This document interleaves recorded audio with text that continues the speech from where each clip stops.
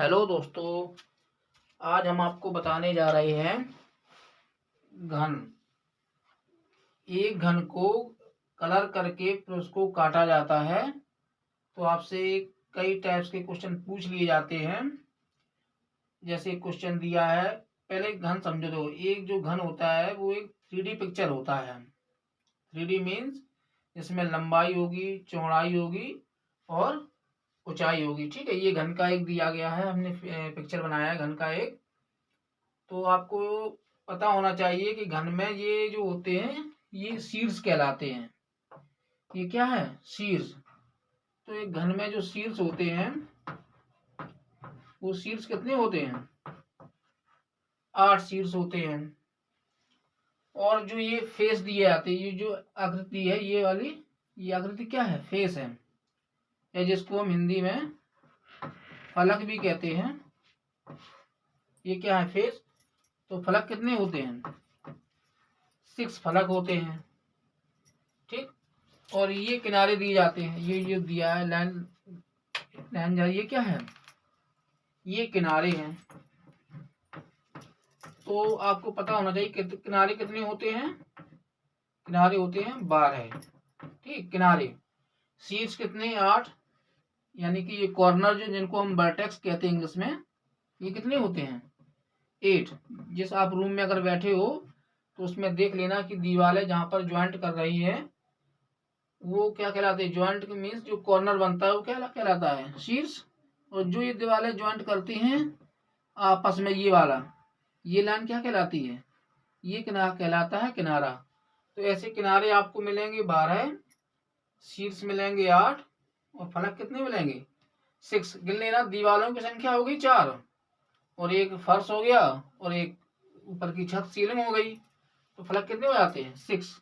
ठीक, इतना आपको पता है या पता नहीं था? आपको पता चल गया होगा। अब ऐसे क्वेश्चन दिया है कि एक 8 सेंटीमीटर भुजा के घन को 2 सेंटीमीटर भुजा के घनों में काटा गया है और काटने से पहले नीले रंग से रंगा गया है। अब रंगने के बाद काटा गया है तो इस पे क्वेश्चन वो कैसे पूछता है पेपर सेटर कि कितने घन जिनके 3 फलक रंगे होंगे। अब देखो, 3 फलक केवल उन्हीं घनों के रंगते हैं जो शीर्ष होते हैं। अब घन छोटा हो या बड़ा, शीर्ष हमेशा फिक्स होते हैं। कितने शीर्ष? शीर्ष हमेशा 8 होते हैं। तो घन चाहे 8 सेंटीमीटर का हो चाहे 18 सेंटीमीटर का हो, टुकड़े 2 सेंटीमीटर में किए जाए या 3 सेंटीमीटर में किए जाए, शीर्ष हमेशा जो वर्टेक्स होते हैं वो कितने होते हैं? 8।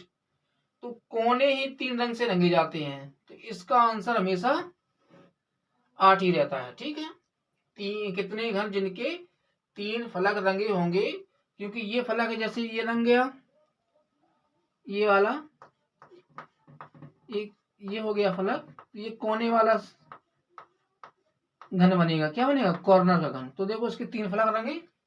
तो ऐसे एक ये 2 3 4 5 6 7, एक इसके पीछे रहेगा, 8 शीर्ष बनेंगे। तो इसका आंसर हमेशा फिक्स रहता है कि कितने घन जिनके 3 फलक रंगे होंगे, 8 ही आंसर उसका रहता है। ठीक। अब नेक्स्ट क्वेश्चन क्या पूछता है? कितने घन जिनका एक फलक रंगा हो। कितना? जिनका एक फलक रंगा होगा। ठीक। अब एक फलक रंगा। अब देखो इसमें वैसे तो एक फॉर्मूला चलता है आपका, क्या कि एक फलक आपके कहां पर मिलेंगे? सिंगल सिंगल वो फलकों पर, यानी कि जो आपके फलक से कटेंगे घन। जैसे ये कट रहा है, ये वाला, ये वाले, ये कहाँ कट रहे हैं? एक साइड रंगा हुआ, ये कहाँ मिलेंगे? फलकों पर। अब देखो ध्यान से देखो, तो ये किनारे से एक छूटेगा, इधर एक किनारे छूटेगा। क्यों? क्योंकि इस वाले घन का ये सिरा रंगेगा और ये सिरा रंग जाएगा। देखो, जो किनारे पर घन रहते हैं, जैसे ये किनारे पर जो घन कटेंगे तो इसके 2 फलक रंगेंगे, ये फलक रंगेगा और एक ये फलक रंगेगा। ऐसे ही इस किनारे पर आपको एक ये घन दिख रहा है, तो इसका ये फलक, एक फलक पीछे रहेगा, वो आपको शो नहीं कर पाएंगे, नहीं दिखा पाएंगे। आप एज्यूम करो, मानो या आप जहाँ बैठे हो वहां पे दीवार में देख के समझो तो ये किनारे के जो फलक होंगे घन, उनके दो फलक रंग रहे होंगे। तो दो फलक रंगने पर क्या होता है कि एक किनारे से यहाँ से छूटेगा और एक किनारे यहाँ से छूटेगा। तो इसका एक फॉर्मूला बनता है n-2 का होल स्क्वायर मल्टीप्लाई बाई 6। अब देखो, आपको ये फॉर्मूला ऐसे रटना नहीं है।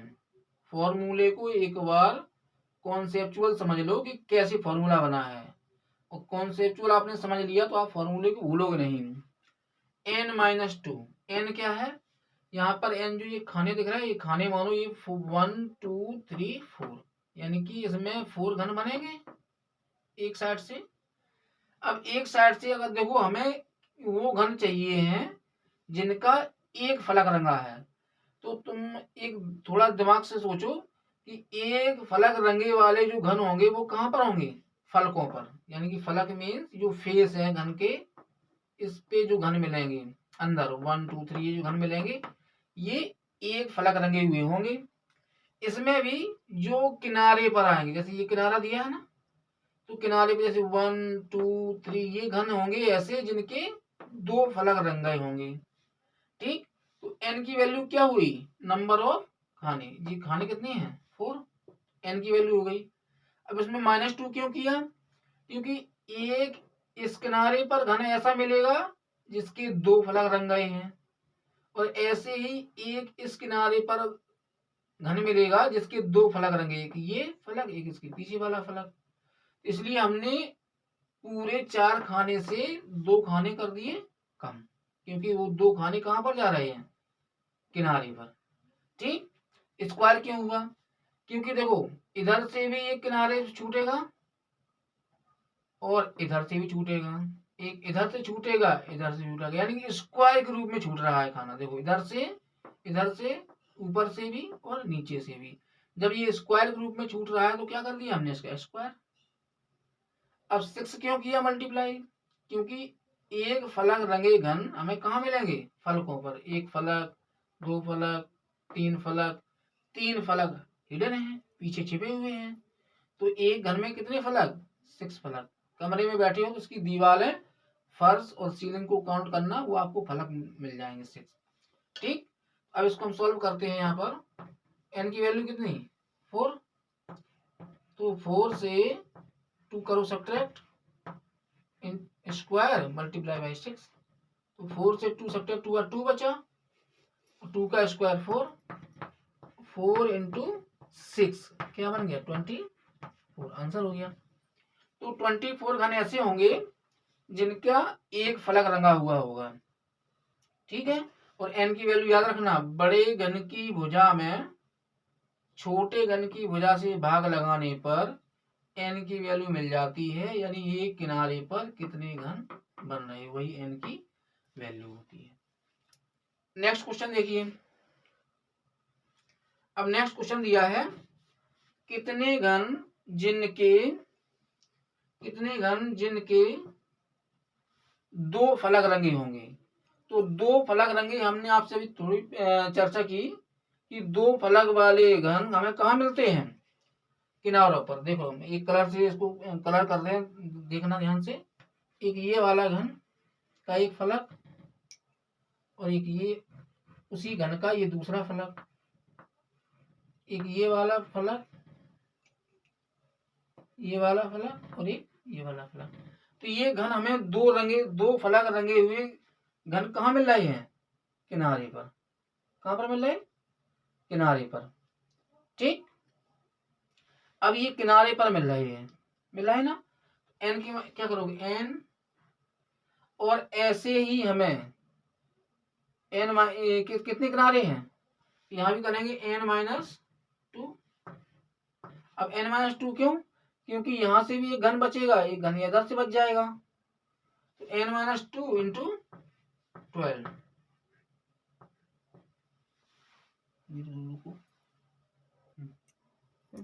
तो n की वैल्यू तो आपको पता ही है। अब इसमें भी -2 क्यों हुआ, अब देखो दो फलक रंगे घन हमें कहाँ मिलेंगे, किनारों पर। जैसे कि ये किनारा, ये किनारा, ये किनारा, ऐसे ये किनारे किनारों पर मिलेंगे। अब -2 क्यों हुआ? क्योंकि इधर भी हमें एक शीर्ष मिलेगा और इधर भी एक शीर्ष मिलेगा, और शीर्ष पे तो वो घन हैं जो 3 कलर से रंगे हुए हैं, 3 साइड से रंगे हुए हैं। तो हमें कौन से निकालने हैं? वो घन जिनके 2 फलक रंगे होंगे। तो एक घन इधर से कम होगा इस शीर्ष से, एक घन इस शीर्ष से कम होगा, तो क्या हो जाएगा? n-2। 12 क्यों? क्योंकि ऐसे किनारों की संख्या एक घन में कितनी होती है? 12। ठीक, एक घन में कितने किनारे होते हैं? 12। जैसे 1 2 3 4 इसके पीछे, 5 6 7 8 9 10, 2 पीछे, यानी कि 4 ये हो गए, 4 इसके पीछे, 8 हो गए, 9 10 11 और ये किनारे। तो किनारे कहाँ से? ऐसे 1 2 3 4, ऐसे ही 4 साइड कहाँ होंगे? पीछे इसके। अब 4 कितनी होंगी? 8। अब वो इसमें काउंट हो चुकी है, तो 8 का कितने होंगे? 9 10 11, ये भी पीछे काउंट हो चुकी है, और इसके बगल से कितनी होंगी? 12 किनारी। तो देखो, इसमें कंफ्यूज ना होना, क्योंकि आप जहाँ बैठे हो, कमरे में बैठे हो या कमरा में पहुंच जाओ और वहां जाके देखो कि जिस आप कमरे में बैठे हो, अगर वो कमरा घनाकार हो या घनाभ के आकार का हो, और किनारे फिक्स होते हैं कितने? 12। तो बस अब सवाल में कुछ नहीं बचा। एन की वैल्यू आपको पता है कितनी? 4। 4 से 2 सब्ट्रैक्ट हुआ, मल्टीप्लाई कितने से? 12 से, क्योंकि किनारा संख्या 12। यहाँ क्या है? 2 इंटू 12, यहाँ कितना हो गया? 24। अब ये रट मत लेना कि इसमें 24 आया और इसमें भी 24 आया। ये घन के साइड जो है वो दी गई है, क्या? घन की माप 8 सेंटीमीटर, उस पर डिपेंड किया हुआ है। ठीक है, नहीं तो रट लो कि एक फलक और 2 फलक 24 ही होते हैं। ठीक, आप अलग साइड का घन लेना और उसके घन को कलर करके काटना किसी भी क्वेश्चन में, तो आंसर डिफरेंट भी मिल सकते हैं, सेम भी मिल सकते हैं। वो डिपेंड करेगा उसकी घन की साइड पर। ठीक, तो ये रटना नहीं है कि एक साइड और 2 साइड की संख्या बराबर आती है।